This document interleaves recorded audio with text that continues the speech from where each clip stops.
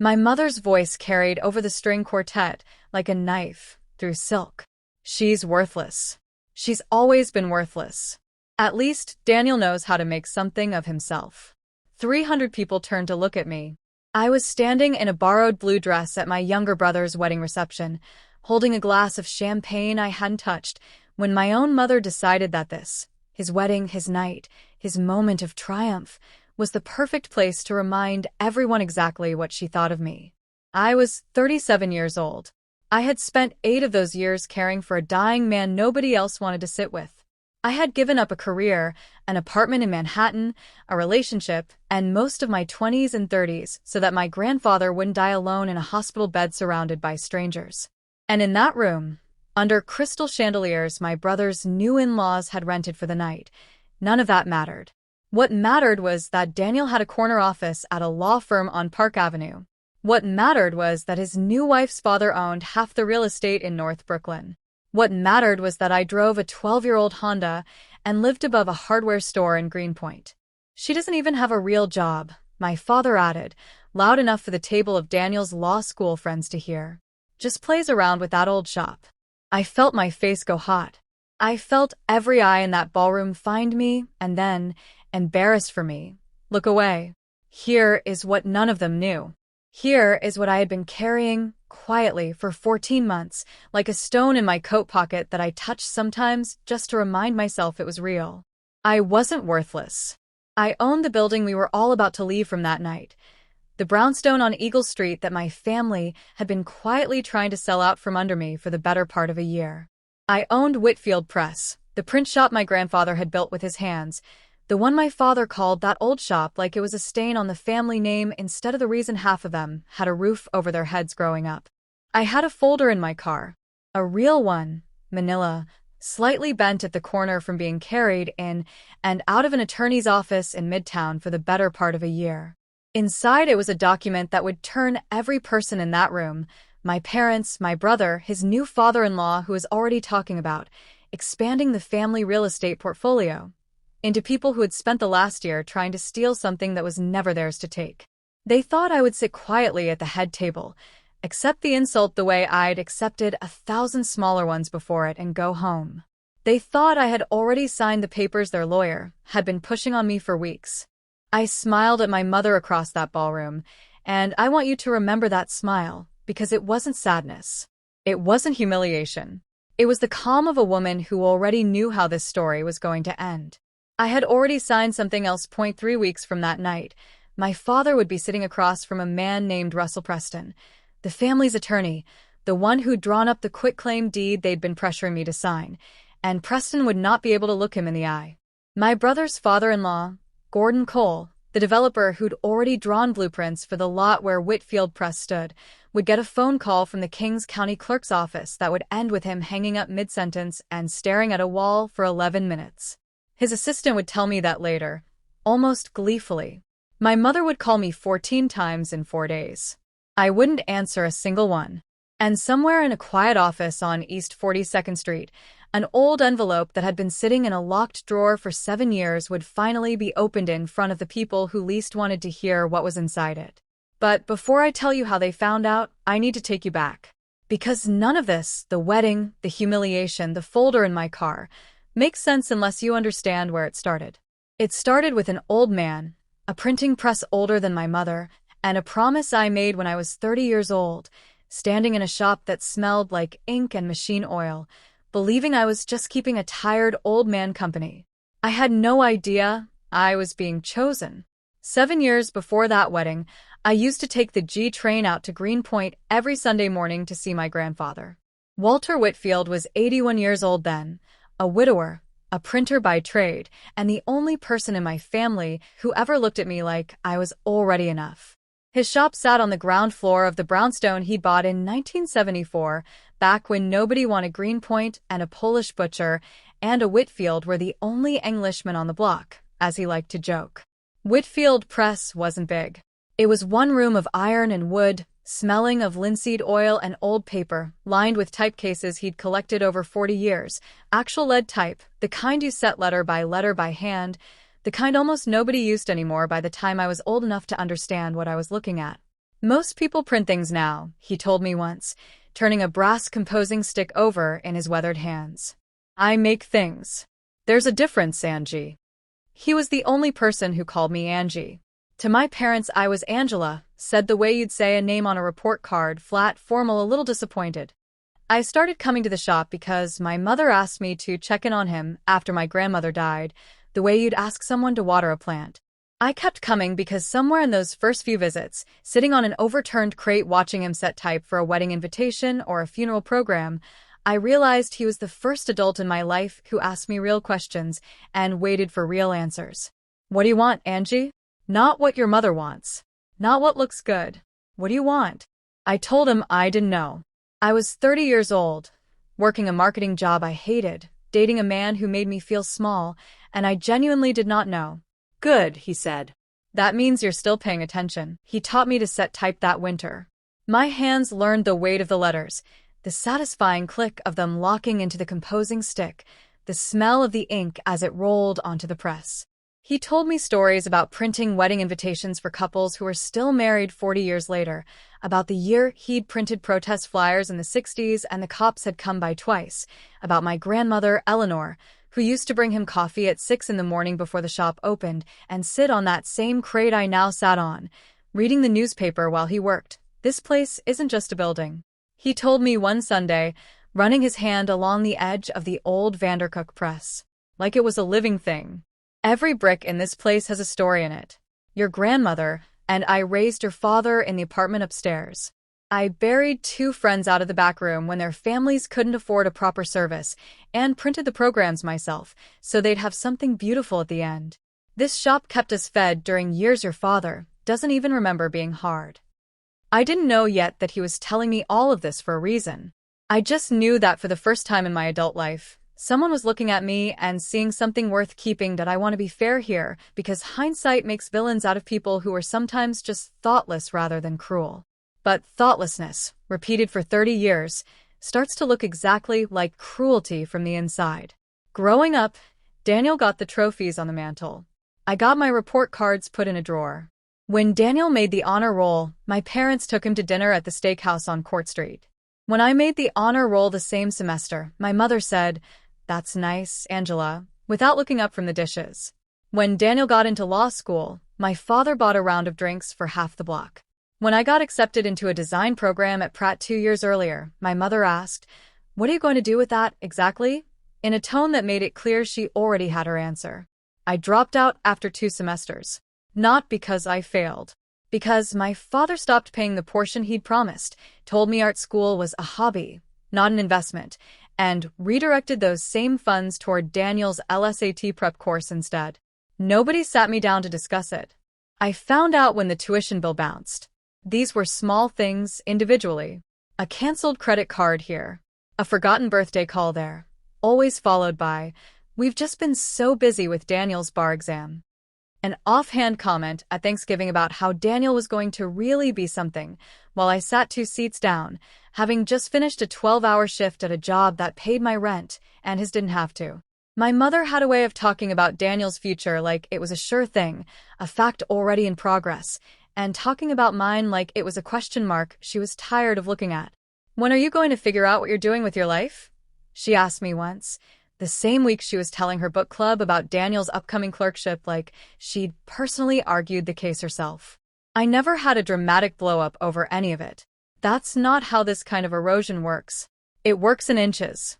You absorb each small comment, tell yourself you're being too sensitive, and then one day you look up and you've spent 15 years quietly believing you matter less than your brother, without ever being able to point to the single moment that taught you that. The only place I never felt that was Greenpoint. In that shop, with ink under my fingernails and my grandfather humming old jazz standards while he worked, I wasn't the disappointing daughter. I was just Angie. It was a Tuesday in March for years before he died, when my grandfather got the diagnosis. Parkinson's, the doctor said, already moderate, already explaining why his hands had started to shake over the composing stick the past year. He told me before he told my parents. "I need you to understand something, and I need you to really hear me," he said, sitting in the back room of the shop, his hands wrapped around a coffee mug to stop them from trembling. This place is going to outlive me. I need to know it's going to be in hands that love it the way I do. I thought he meant he wanted my help running it while he got sicker. I said yes before he even finished the sentence. It's not just the shop, Angie. He looked at me with an intensity I'd never seen from him before, not in 4 years of Sundays. It's this building. It's everything in it. Your father wants to sell the second your grandmother's name isn't on anything anymore, he said as much to me, thinking I wouldn't remember it the next day because of the diagnosis. He thinks this place is worth more as a parking lot than as what it is. Grandpa, promise me. His hand, shaking, found mine and held it still. This house stays in the family. This shop stays alive. Protect this place, even if it's just you protecting it. Never let them take it apart and sell off the pieces. Promise me. I want you to understand what that moment felt like. Nobody in my entire life had ever handed me something and trusted me to carry it. Nobody had ever looked at me, the disappointing daughter, the dropout, the one who didn't know what she wanted to do with her life, and said, I trust you with the thing I love most. I promise, I told him, and I meant it the way you mean very few things in your life. He nodded, satisfied, like a man who had just finished a long piece of work he'd been worried he wouldn't get to finish. There's something else, he started to say, and then stopped himself, a strange, careful look crossing his face. Not yet. Not today. But soon. I need you to meet someone. I didn't ask who. I assumed he meant a doctor, a specialist, someone for the Parkinson's. I had no idea he meant a lawyer. I had no idea that 3 weeks later, he would take the G train into Manhattan by himself, sit across from a man named Eli Sorensen in an office on East 42nd Street, and quietly, deliberately, begin making sure that the promise I'd just made to him could never be taken away from me by anyone. Not my father, not my mother, not a will anyone could contest, not a lawyer anyone could bully me with. He never told me what he did that day. He just told me, every visit after that, to keep the card. What card? I asked the first time. You'll know when you need it, he said, and went back to setting type like he hadn't just changed the entire trajectory of my life. He died on a Sunday morning in October, for years after that conversation, in the back room of the shop, in the same chair where he told me to promise him I'd protect it. I was the one who found him. I was the one who called the ambulance. Even though I already knew. I was the one who sat with his body for 40 minutes before I could make myself call my parents, because I needed those 40 minutes to just be his and mine. The funeral was on a Thursday. 200 people came, old customers, former apprentices, a man who told me Walter had printed his wedding invitations in 1979 and his daughters in 2009. My father gave a eulogy about a hard-working man who built something from nothing, which was true, and also the first time I'd ever heard him speak about my grandfather with anything close to admiration. It lasted 4 days.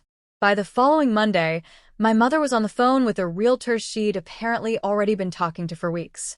I overheard her in the kitchen of my parents' house, where the family had gathered to sort through Dad's things, using a tone I recognized from every business call she'd ever made, brisk, efficient, already moving past the grief into logistics. Greenpoint's exploding right now, she was saying. We could be looking at 2.5, maybe 3 if we time it right. My father was already on his laptop, looking up commercial zoning. Daniel, freshly engaged to a woman named Madison whose father owned a development company, was nodding along like this was the most natural conversation in the world to be having 4 days after burying his grandfather. It's not even probate yet, I said quietly from the doorway. My mother didn't look up. We're just being practical, Angela. Someone has to be. He wanted the shop to stay open. He was a sentimental old man holding onto a building that's worth more empty than full, my father said, not unkindly, which somehow made it worse. We'll figure out something fair for everyone. Fair. I would hear that word so many times over the following year that it started to lose all meaning, the way any word does when it's used as a weapon instead of a description.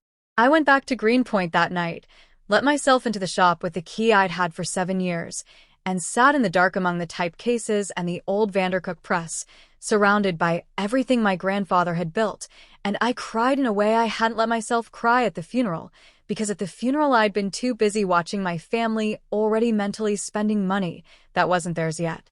I didn't know, that night, that the thing protecting me from them was already sitting in a drawer not 15 feet away, in an old cigar box on a high shelf, exactly where he'd told me, 3 weeks before he died, in one of his last clear moments, that I should look when the time felt right.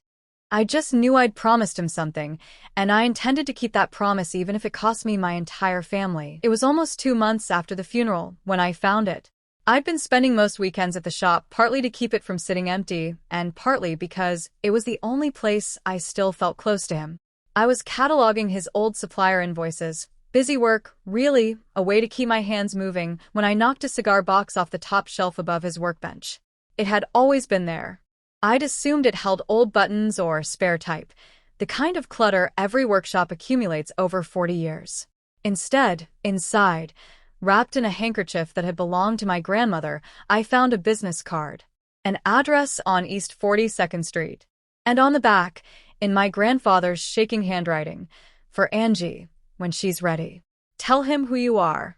Underneath the card was a single folded sheet of paper, not a full document, just a note in the same handwriting. "Angie, if you're reading this, you already know what I asked of you. I want you to know I didn't just ask. I made sure. Go see Eli. Bring this card. Don't tell anyone yet. Not because I don't trust you, but because I don't trust them, and you deserve the chance to hear this before it becomes a fight. I love you. I'm proud of you. I always have been." Grandpa. I sat on that overturned crate for a long time after I read it, the same crate I'd been sitting on since I was 30 years old, and I felt something shift in my chest. Not quite hope, not yet, but something close to it. A door I hadn't known existed, cracked open just enough to see light on the other side. I didn't call the number that night. I sat with it for almost a week, turning the card over in my hands the way I imagined he'd turned it over in his, working up the nerve. Meanwhile, my parents had already met twice with a realtor without telling me. My mother had asked me, almost casually, over a phone call about something else entirely, whether I'd thought about what I wanted to do, now that the shop situation needs sorting out. Daniel had mentioned, at a family dinner I'd nearly skipped, that Madison's father had some interesting ideas about that block, long term. Nobody had said the word sell directly to my face yet. They were circling it the way people circle something they already know is going to cause a fight, hoping the other person will simply get tired and agree before the actual confrontation has to happen. I called Eli Sorensen's office on a Tuesday morning, gave my name, and mentioned my grandfather's name. There was a pause on the other end of the line, the kind of pause that told me, before a single word was spoken, that whatever was waiting for me in that office on East 42nd Street was bigger than a cigar box and a handwritten note. "Ms. Whitfield," the receptionist said carefully, "Mr. Sorensen has been expecting your call for some time. Can you come in Thursday?" Eli Sorensen was a small, precise man in his 60s with reading glasses pushed up into white hair and a manner so calm it made my own racing heart feel almost embarrassing by comparison. His office smelled like old paper, not unlike the shop, and that small detail alone made me trust him before he'd said a single substantive word. "Your grandfather came to see me 7 years ago," he said, sliding a thick folder across the desk. "He'd just gotten his diagnosis. He told me, almost word for word, I have a granddaughter who loves something the rest of my family only sees a price tag on. I need you to make sure that when I'm gone, what she loves can't be taken from her." I sat very still. "Your grandfather established an irrevocable trust in 2017, Sorensen continued. "The Whitfield Press Trust. The brownstone at 214 Eagle Street and the business operating within it, Whitfield Press, were transferred into that trust at that time, removing them entirely from his personal estate.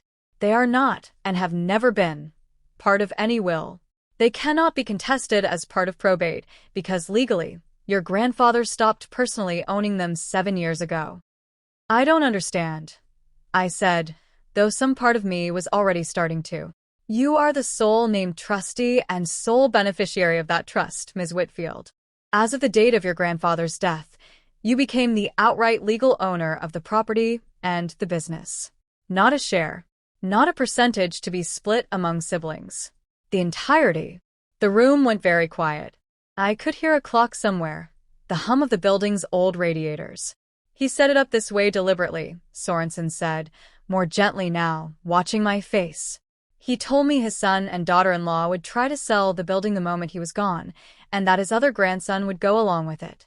He wanted to make absolutely certain that no family meeting, no pressure, no lawyer they hired could undo what he'd already done. The trust has held the property since before his death. There is nothing left to inherit, because you already own it. I thought about the 8 years. I thought about the credit card my father canceled, the tuition that bounced, the way my mother's voice changed when she talked about Daniel versus when she talked about me. I thought about every quiet, cumulative way I had been told I was worth less. And I thought about an old man with shaking hands, taking the G train into Manhattan by himself, making absolutely sure that the one person who had shown up for him would never be erased from his story. There's a letter as well, Sorensen said, sliding a sealed envelope across the desk, my name written on the front in that same unsteady hand. He asked that I hold it until the trust was formally activated. I believe he wanted you to have all the facts first, and his word second. I didn't open it there. I needed to be alone for that. I left Sorensen's office that day owning a brownstone in one of the fastest appreciating neighborhoods in Brooklyn, a 40-year-old business, and a folder of legal documents that would, within a year, blow my entire family apart. If a story like this has ever made you feel something, if you've ever been the one who showed up while someone else got the credit, go ahead and like this video and subscribe, because what happens next is the part nobody in my family saw coming. I just didn't know yet how far they'd go before they found out the truth. I made a decision that day in Sorensen's office, one I'm not entirely proud of, but one I understood even then. I wasn't going to tell my family immediately. Sorensen advised against announcing anything until the trust paperwork was fully recorded with the county, to remove any opportunity for interference, as he put it. I told myself I was being careful. Honestly, some part of me also wanted to see what they would do if they thought the shop was still up for grabs. I didn't have to wait long.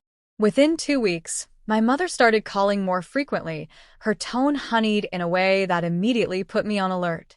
We were thinking, since you've put so much time into the shop, maybe you'd want to be involved in deciding what happens to it, she said, which I now understand was an attempt to get ahead of a fight she assumed was coming over, she still believed governed everything.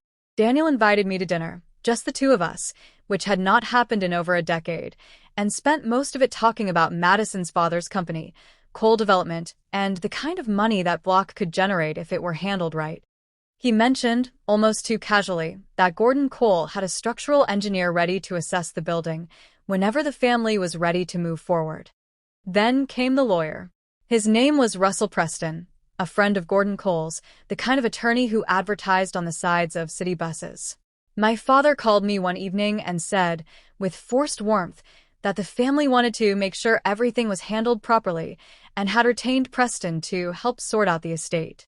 He asked me to come by the house that weekend to go over a few documents. The document, when I arrived, was a quitclaim deed. It named me as a co-owner of the property, a fabrication built entirely on the assumption that my grandfather's actual will, the one they knew about, gave all grandchildren equal shares of his estate, including a building they didn't yet understand was never part of that estate at all. The deed, dressed up in legal language, would have signed away my interest in any property at 214 Eagle Street to a holding company already registered under Gordon Cole's name in exchange for a number that was, by even the most conservative appraisal, less than a third of what the building was actually worth. It's just a formality, my mother said, sliding a pen toward me across the kitchen table where I'd once done homework as a child. We all want to do right by Grandpa's memory, but, realistically, none of us can manage a print shop, Angela. This way everyone gets something fair. Fair. That word again. I need time to think about it, I said, and watched my father's jaw tighten in a way I recognized from every disagreement of my childhood. There's no rush, Daniel said, in a tone that made it very clear there was, in fact, a rush. Madison's dad just wants to move quickly once we decide. He's got financing lined up.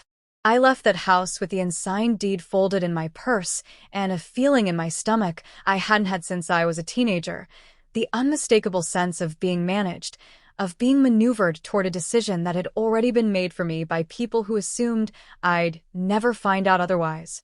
I didn't tell them about the trust. Not yet. I drove straight to Sorensen's office the next morning and told him everything: the deed, Preston, Gordon Cole's holding company, the engineer already scheduled. He read through the document my parents had given me, his expression darkening with each page. "This deed claims you hold partial ownership through your grandfather's general estate," he said finally. "That's not just a misunderstanding, Ms. Whitfield. If they filed this with the county without disclosing the existence of the trust, this would constitute an attempted fraudulent conveyance of property they do not own. I'd recommend we let this play out a little further before we intervene. I want to see exactly how far they're willing to go." I didn't sleep that night. I had no idea that within a month, my family would set a closing date for the sale of a building they didn't own, and that the date they'd choose, without any idea of the irony, was the same week as my brother's wedding. Preston called me directly, his tone friendlier and more urgent than before. "Your family's eager to wrap this up before the wedding," he said. "Gives everyone a clean slate going into the new year. Can we get that deed signed by next week?" I told him I was still reviewing it with my own attorney. There was a pause, the first crack of uncertainty I'd heard in his voice. "Your own attorney?" My mother showed up at the shop unannounced for the first time since the funeral, standing in the doorway looking at the type cases like they personally offended her. "This place is a liability, Angela. It's not safe, it's not modern, and frankly, holding on to it out of sentiment isn't fair to the rest of us who could actually use that money." She didn't ask how I was doing. She didn't ask what the shop meant to me. She asked when I'd be signing. Gordon Cole's structural engineer showed up at the shop with a clipboard, informing me he was there to assess the property ahead of closing. I told him, calmly, that he was not authorized to be there. He looked confused, called someone, presumably Cole, and left 15 minutes later, visibly rattled. "I called Sorensen that night. They're getting bold," he said. "That's good. Bold people make mistakes on paper." Daniel called me, his voice tight in a way I hadn't heard since we were kids, and he'd broken something of our father's. "Look, Angela, I need this to go smoothly. Madison's family is putting a lot into this wedding, and if there's drama with the property thing right before, it's going to make things weird with her dad. Can you just sign it after the wedding if you need more time? Just don't make this a whole thing right now." I almost told him then. I almost said, "Daniel, there is no property thing for you to be worried about because none of you ever owned it." But something in his voice, the way he cared more about Gordon Cole's comfort than about whether the document he was pushing me to sign was even legitimate, made me decide to wait. Sorensen called with an update. He'd done some quiet digging and discovered Preston had already filed preliminary closing paperwork with a title company, listing the property as belonging to the estate of Walter Whitfield, with a transfer scheduled to Cole Development's holding company for the Monday after the wedding. Filing fraudulent paperwork with a title company, Sorensen explained, was no longer a family disagreement. It was a felony in progress. "We could stop this quietly tomorrow," he said. "Or you could let it play out one more day, and stop it in front of everyone who's spent the last year deciding what you're worth." I thought about every comment, every canceled credit card, every "that's nice," Angela said without looking up. I thought about my mother's voice in that kitchen, fair, and my father calling the shop that old shop, like it was an embarrassment instead of the place that raised him. I packed the folder into my car, the trust documents, the recorded deed from the county, Sorensen's letter confirming everything, and my grandfather's handwritten note, still folded inside its envelope. I laid out the blue dress I'd wear to the wedding the next day and sat for a long time in the dark of my apartment. Not afraid, exactly. Just ready.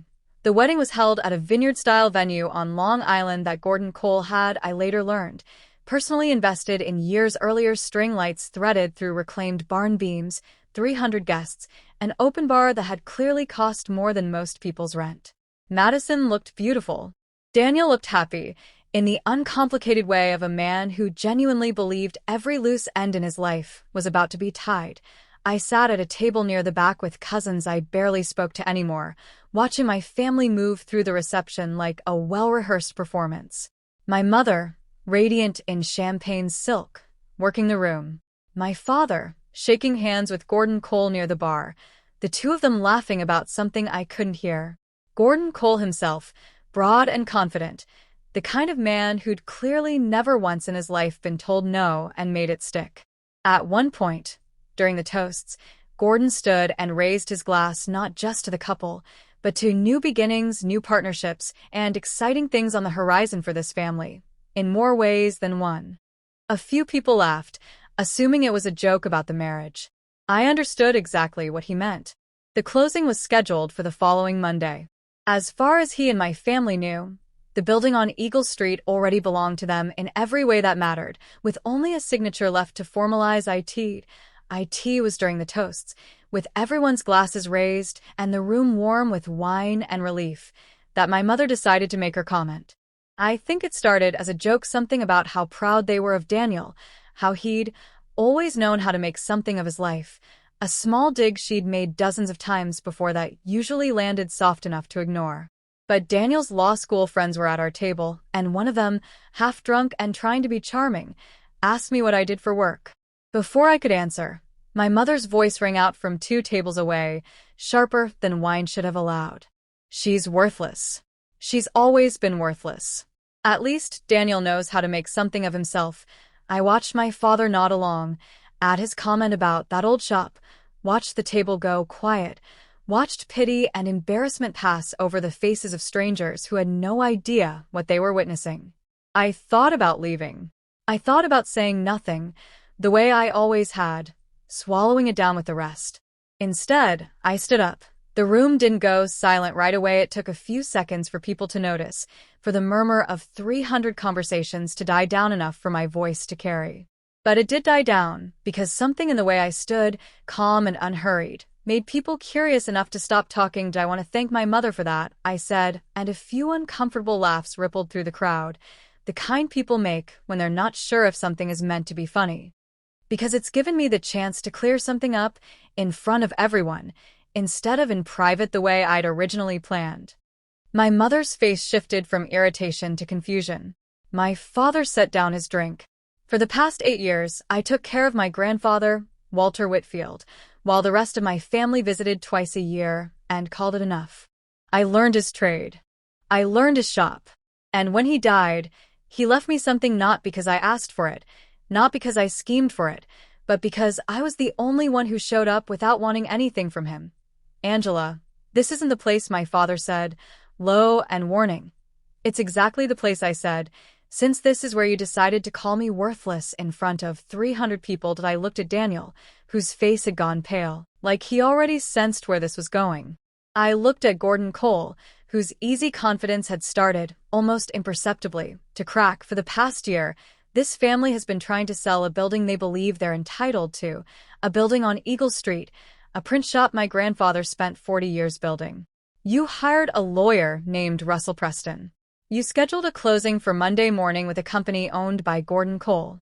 You filed paperwork with a title company describing that property as part of an estate it hasn't belonged to in 7 years. "What are you talking about?" my mother said, her voice climbing. "My grandfather placed that building and Whitfield Press into an irrevocable trust 7 years ago. I am the sole trustee. I am the sole beneficiary. I have owned that building, free and clear, since the day he died, months before any of you started talking about selling it to a man you wanted me to call family." The room had gone fully silent now. Somewhere near the bar, I saw Gordon Cole pull out his phone, his thumb already moving across the screen. "You weren't selling Grandpa's building," I said, looking directly at my mother. "You were trying to steal mine." Gordon Cole's phone began to ring in his hand before he could even finish dialing. He looked down at the screen, and whatever color had been left in his face drained out of it entirely. The call was from his own attorney, not Preston, but Cole Development's in-house counsel, who had just received an urgent notification from the title company handling Monday's closing. A routine title search, conducted as standard procedure before any real estate transfer, had flagged something the closing team hadn't caught in their rush to push the deal through: a recorded deed, filed 7 years earlier with the Kings County Clerk's Office, transferring ownership of 214 Eagle Street into the Whitfield Press Trust. In plain terms, the title search had just confirmed, in writing on the public record, exactly what I'd announced in front of 300 wedding guests. Gordon Cole's company had been about to close on a property he had never, at any point, had any legal claim to. I want to walk you through what happened over the following week, because the unraveling was almost as satisfying as the confrontation itself. Sorensen filed a formal notice with the title company and the county clerk's office the morning after the wedding, putting everyone involved on official record that the trust was the sole legal owner of the property, and that any attempt to transfer or encumber it without my authorization as trustee would be treated as fraudulent conveyance. He also forwarded copies of the quitclaim deed Preston had drafted, the one falsely describing me as a partial owner through the general estate, to the county's real property fraud unit. Russell Preston, it turned out, had not merely made an error. Records obtained during the investigation showed he'd been informed, in writing, by his own paralegal weeks earlier that a title search had turned up an irregularity involving a recorded trust and had instructed her to hold off filing anything until after closing, apparently hoping to push the transaction through before anyone noticed. That instruction, preserved in an email, would later become the central piece of evidence in a complaint filed with the New York State Bar. Gordon Cole's company, facing the very real possibility of a fraud investigation tied to a deal they hadn't even closed yet, scrambled to distance themselves immediately. Within days, a statement went out. Quietly, no press release. Just a call from Cole's lawyer to mine, confirming that Cole Development was withdrawing entirely from any transaction involving the Eagle Street property and had no knowledge of, nor involvement in, any misrepresentation regarding the property's ownership status. It was, of course, a lie.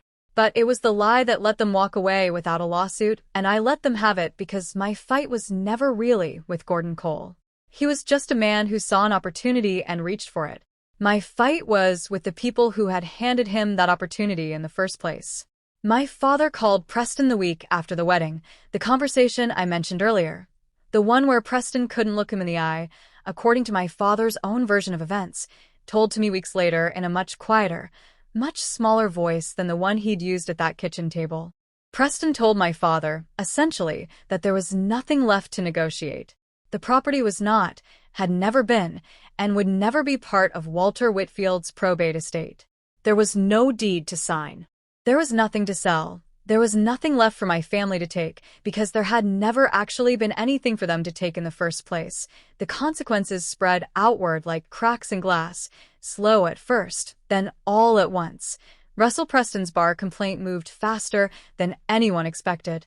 The email instructing his paralegal to delay disclosure of the title irregularity was damning on its own, but the investigation that followed turned up 2 other instances of similar conduct in unrelated cases clients he'd misrepresented property interests for, presumably for the same reason: speed, convenience, and a fee that depended on the deal closing.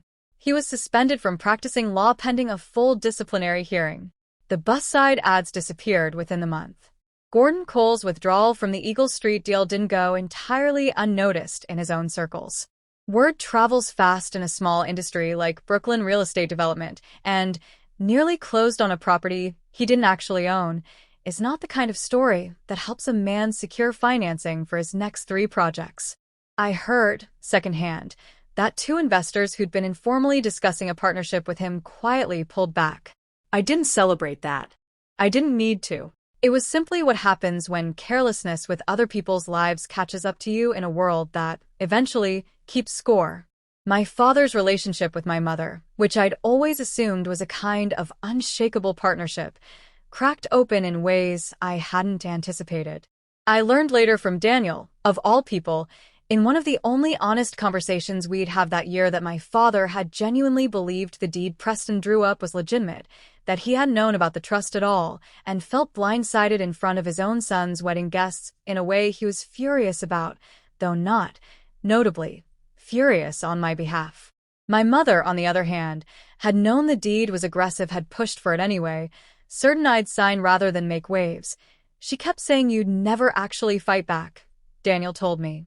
She said you never had before. That sentence sat with me for a long time. It was, in its own quiet way, the most honest assessment of my entire family's behavior I'd ever heard. They hadn't planned to hurt me out of malice exactly. They'd planned to take from me because, for 37 years, I had let them believe that taking from me was safe. Daniel's marriage, only weeks old, started under a strain neither he nor Madison had anticipated. Her father's near miss with fraud charges wasn't exactly the wedding gift either of them had wanted, and I know now that there were tense conversations in their household about what Gordon had known, and when, and whether he'd have gone through with it if the title search hadn't flagged the trust in time. Every single consequence traced back to the same root, a family that had spent decades assuming I would never have the power, the proof, or the will to stop them. They had been wrong on all 3 counts. The phone calls started 3 days after the wedding. 14 of them in 4 days. All from my mother, none of which I answered. When she finally cornered me, showing up at the shop on a Tuesday afternoon, the way she had once before, except this time without the casual confidence, she looked smaller than I remembered. Older.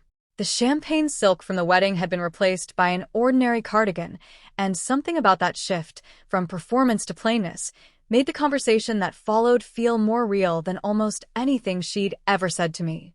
"You humiliated us," she said, not as an accusation exactly, more like a fact she was still trying to process. "You humiliated me first," I said. "You just didn't expect me to have anywhere to stand when I answered back." She sat down on the same overturned crate I'd sat on for years, looking around the shop. Really looking for what I think might have been the first time in her life, at the typecases, the press, the framed photo of my grandparents on the wall by the door.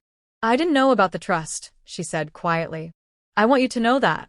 I didn't know he'd done that. "Would it have mattered if you had?" She didn't answer right away, and I respected her, just slightly, for not pretending the answer was an easy yes. "I don't know," she finally said. "I think I would have been angry either way. I think I've been angry at you for a long time, Angela, and I don't fully understand why, except that you needed less from me than your brother did, and somewhere along the way I think I mistook that for not needing me at all." It wasn't an apology. Not really. But it was the first true thing she'd said to me in years, and I let it sit between us, without rushing to fill the silence with forgiveness she hadn't actually asked for. My father never came to the shop. He sent a single text message 2 weeks after the wedding. "We should talk when things settle down." I didn't respond. Things settling down in our family had always meant going back to pretending nothing had happened, and I had no interest in doing that anymore. Daniel called me the most in the weeks that followed, in a way that felt less like damage control and more like genuine reckoning. He told me about overhearing our parents' marriage strain under the weight of who knew. He told me Madison had asked her father directly whether he'd have gone through with the deal even if he'd suspected something was wrong, and that Gordon hadn't given her a real answer, which had told her everything she needed to know. "I should have asked more questions," Daniel admitted, during one of those calls. "I just wanted everyone to get along before the wedding. I didn't think about what that actually meant I was asking you to swallow."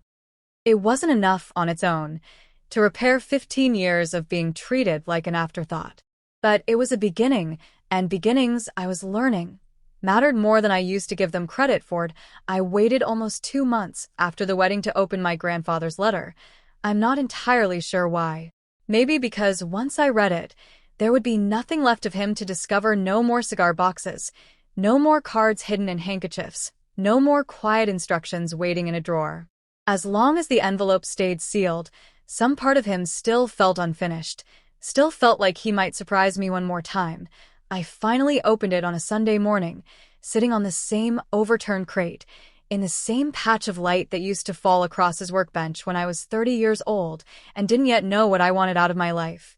"Angie, if Eli's done his job, you already know what I've left you, and probably why. I want to tell you the why anyway, in my own words, because lawyers are good at facts and bad at the things that actually matter. I watched you for years before I ever said anything about a promise. I watched you give up things: school, time, a relationship I never liked anyway, to sit with an old man who wasn't always easy company, especially toward the end. You never once asked me for anything in return. Not money, not approval, not even much conversation some days. You just showed up. Your parents measure people by what they've built that other people can see. Houses, titles, degrees on a wall. I understand it. Your grandmother and I worried about money plenty of years, and it does things to people. That worry makes them mistake the price of a thing for its value. But I learned the difference a long time ago, setting type by hand in a shop everyone told me would go out of business the moment offset printing took over. This shop never made me rich. It made me whole. Those aren't the same thing, and most people never learn to tell them apart. You are not worthless, Angie. You never were. You are the only person in this family who ever loved something me, this shop, this stupid old building without calculating what it would get you in return. That is not nothing. That is, in fact, the rarest thing I know of in this world, and I wanted to make sure that for once in your life, it was rewarded instead of punished. Protect this place. Not because I'm making you promise it any more. That part's done. You kept your word already. More than I ever could have asked. Protect it because I think, somewhere in you, you already love it the way I did. Let it be yours now. Let it be enough. I'm proud of you. I have always been proud of you. I just wish I'd said it more, while I still had the hands to set the type myself. All my love, always Grandpa. I sat with that letter for a long time, the shop quiet around me, dust drifting through the window light the way it always had on Sunday mornings, and I let myself cry the kind of tears that don't come from sadness exactly, but from finally being seen. The year that followed was the first year of my adult life that felt entirely, unmistakably mine. I reopened Whitfield Press properly, not just as a working print shop, but as a small workshop space, teaching letterpress classes on weekends to anyone curious enough to want ink under their fingernails the way I once had. I framed my grandfather's letter and hung it by the door, not as a museum piece, but as a reminder for myself and for anyone who walked in of what the place actually stood for. Did I finish my design degree? Finally, 16 years after I'd started it, taking night classes at a community college while running the shop during the day. I used what I learned to start a small side business designing custom invitations and stationery, printed on my grandfather's old Vandercook press, the kind of work that made people cry a little when they picked up their finished orders, because there was something in the weight of real ink on real paper that no digital print could replicate. I sold the brownstone's second-floor apartment, the one my grandfather and grandmother had raised my father into, a young couple who reminded me, in small ways, of who I'd been 7 years earlier. A little lost, a little hungry for somewhere to belong. I used the money to renovate the shop properly, fix the wiring my grandfather had been patching together since the Reagan administration, and put aside enough to finally, for the first time in my life, stop worrying about rent. I started sleeping better. I started recognizing my own face in the mirror as someone who had built something, rather than someone waiting to be told she'd built nothing at all. None of this happened instantly, and none of it happened without grief still threaded through it. I missed my grandfather every single day that year, sometimes sharply, in the middle of an ordinary Tuesday, reaching for him before remembering he wasn't there to reach for anymore. But for the first time, the grief existed alongside something solid. Alongside a place that was mine.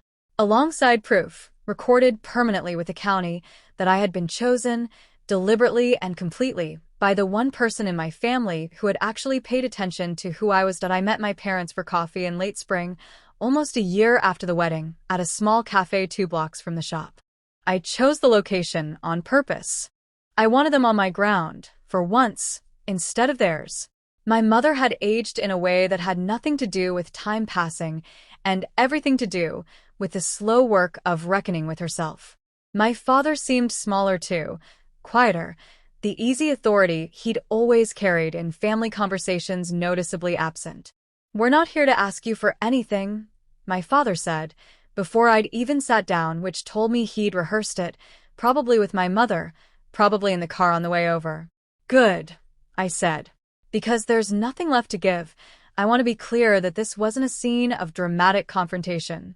There was no raised voices, no tears, no final dramatic speech. I had done all the fighting I needed to do at that wedding. What I owed myself now wasn't a fight. It was a boundary. I love you both," I said, and I meant it, even after everything. "But I'm not going to pretend the last year didn't happen, and I'm not going to go back to being the version of myself who let you decide what I was worth. The shop is mine. It's not a family asset to be discussed or divided. It's not up for negotiation, ever, with anyone. If you want a relationship with me going forward, it starts from that understanding, not from where we left off before Grandpa died." My mother nodded slowly, her hands wrapped around a coffee cup she wasn't drinking from. "We'd like that," she said, "that a relationship, I mean." On those terms, I'd like to see the shop sometime, my father added, almost shyly, a tone I'd never once heard from him in 37 years, properly. Not to talk business. Just to see it. I told him he could come by on a Sunday, the way I used to go see Grandpa. I didn't promise it would fix everything. I didn't promise forgiveness arrived on a schedule.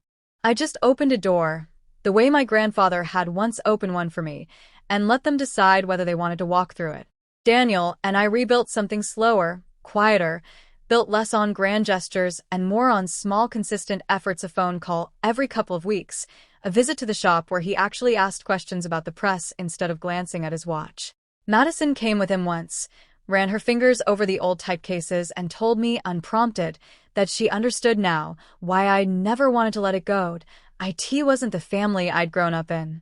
But it was slowly becoming something more honest than that family had ever managed to be. Did I think about that wedding often, not with anger anymore, mostly, but with a strange kind of gratitude, the way you can sometimes only feel grateful for a wound once it's fully healed, and you can see the shape of what it taught you. For 37 years, I measured my worth by the math my family had taught me: degrees earned, salaries listed, titles on a business card. By that math, I had always come up short, always the disappointing footnote next to my brother's headline achievements. But my grandfather had been teaching me a different kind of math the whole time, 1 inch at a time, every Sunday morning in that shop, and I just hadn't known yet how to read it. Worth isn't what you accumulate. It's what you show up for, consistently, without being asked, without expecting credit. It's the quiet, unglamorous loyalty nobody puts on a resume.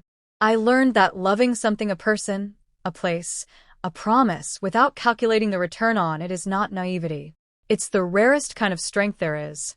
My family spent a year trying to take a building from me because they assumed sentiment made me weak, made me an easy mark. They never understood that the sentiment was the entire reason I had anything left to defend in the first place. That I learned, too, that justice doesn't always look like revenge. I never set out to destroy my parents, or my brother, or even Gordon Cole. I simply stopped letting them write the story of who I was and let the truth, recorded, documented, undeniable, write it instead. The consequences that followed weren't punishments I orchestrated. They were simply what happens when people build their plans on top of a lie and the ground finally gives way beneath them, and I learned that healing doesn't require a villain to grovel. It just requires you to stop waiting for permission to value yourself. If you've made it this far, I want to leave you with the thing I think about most. Standing in that shop some mornings before the first class arrives, sunlight cutting through dust the way it always has, the smell of ink as familiar to me now as my own name. My family spent years calculating my worth in dollars and titles, in promotions and degrees, in everything that can be listed on a piece of paper and shown off at a dinner party. My grandfather spent those same years calculating something else entirely: who shows up, who stays, who loves a thing without needing anyone to clap for it. There is a difference between price and value, and most people don't learn it until it's far too late to matter. Price is what someone is willing to pay. Value is what something is actually worth, whether or not anyone is paying attention. My family priced me cheap for 37 years. My grandfather knew, all along, exactly what I was worth, and he made sure that when he was gone, the truth of that would outlast anyone's ability to argue with it. I still set type by hand, most weekends, the same way he taught me. I still hear his voice sometimes in the rhythm of the press, in the smell of the ink, in the particular quiet of a Sunday morning before the city fully wakes up. I am not angry anymore, not really. I am something steadier than that. I am a woman standing in a building that loves her back, doing work that means something, surrounded by proof, real, recorded, undeniable proof that someone once looked at me and saw exactly who I was and decided I was worth protecting. If anyone in your life has ever made you feel like you were worth less than the people around you, I hope you remember this. The people who truly see you are rarely the loudest ones in the room. Sometimes they're quiet. Sometimes they wait years to say what they mean. But when they do, what they leave behind is unshakable. My grandfather never raised his voice once in the 8 years I knew him. He just made sure that when it mattered most, the truth would speak for both of us. And it did it. If the story meant something to you, let me know in the comments, and if you believe the quiet ones in your own family deserve to be seen too, share this with someone who needs to hear it.